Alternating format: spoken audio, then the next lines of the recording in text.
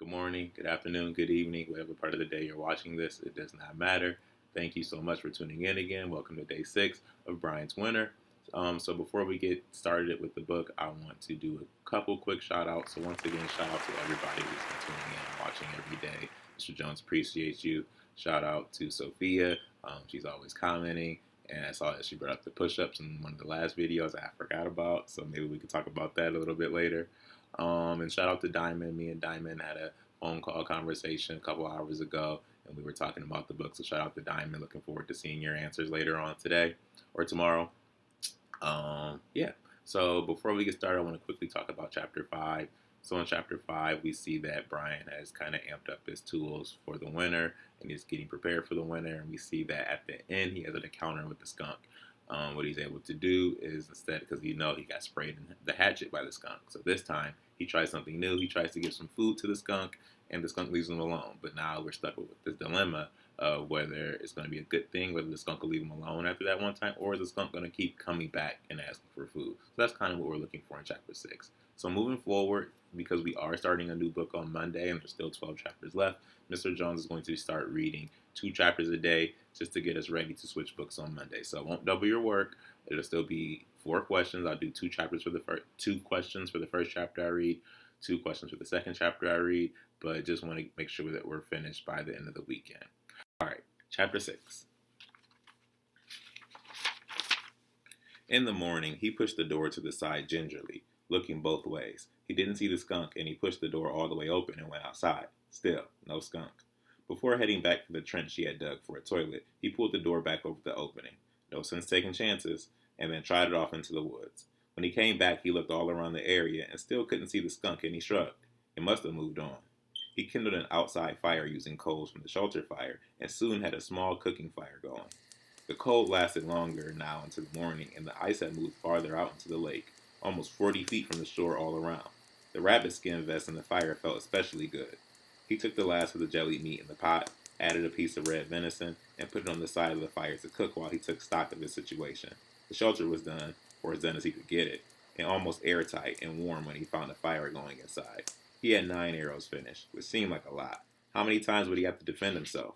Besides, even if he used all the arrows, he could get more tips from the arrow stone, and the wood shafts would be there in the winter as well. Winter. The word stopped him. He knew nothing about it.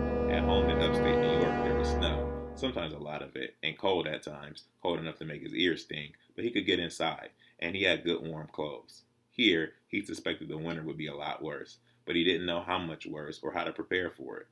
Just then the meat was done, and at exactly that moment, as he pulled the pot off the fire, the skunk came, waddling around the end of the rock, stopped 4 feet away, and raised his tail. What? Brian winced, waiting, but the skunk did not spray, and Brian took a piece of meat from the pot and threw it on the ground next to it. The skunk lowered its tail, smelt the meat, and when it proved to be too hot to eat, it backed away and raised its tail again. Listen, you little robber, I'm sorry it's too hot. You'll just have to wait until it cools. The skunk kept its tail up, but lowered it a bit, and seemed to understand. And in a moment when the meat cooled, it picked up the chunk and disappeared with it around the corner of the large rock that was the back wall of Brian's shelter. Where are you going?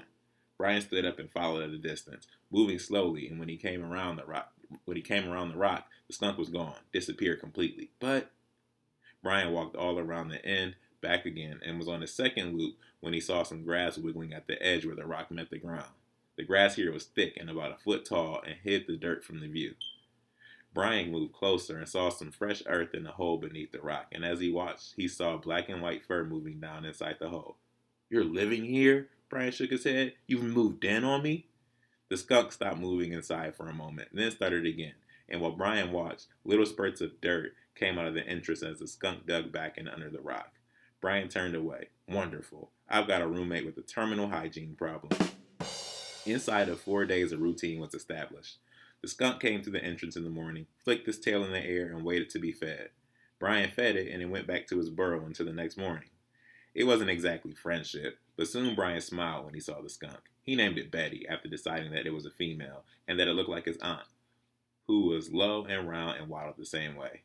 He looked forward to seeing it. After developing the acquaintance with the skunk, Brian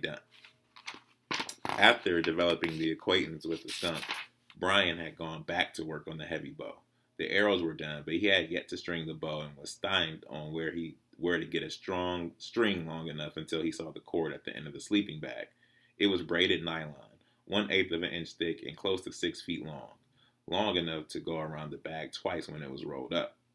The cord was sewn into the end of the bag, but he sharpened the knife with a sharpening rock and used the point to open the stitching enough to free the cord. It proved to be difficult to string the bow. In spite of its scraping and shaping, the limbs were still very stout and the bow bent with only heavy pressure. He tied the string to one end, then put the tied end in a depression in a rock on the ground and used his weight to pull down the top end while he tied the cord in place.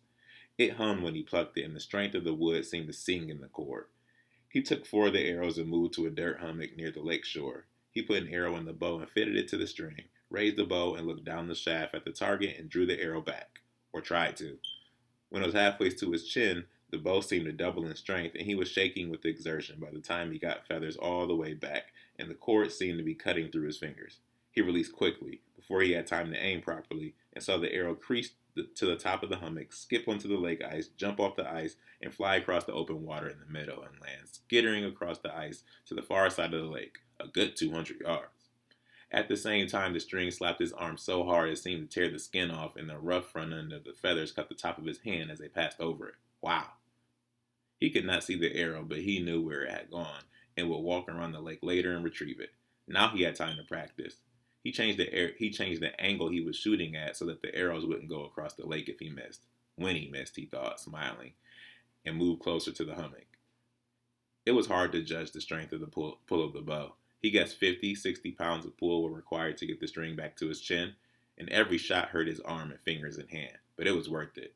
The arrows left the bow so fast that he couldn't see them fly, and they hit so hard that 2 of them drove on through the hummock and kept going for 15 or 20 yards and broke the stone tips. He made new tips that night, and it was while he was making them that he knew he would be hunting bigger game. It was strange how the thought came, or how it just seemed to be there. He made the bow for protection, had thought only in terms of protection all the while he was making arrows, but somewhere along the way, the knowledge that he would use it to hunt was just there.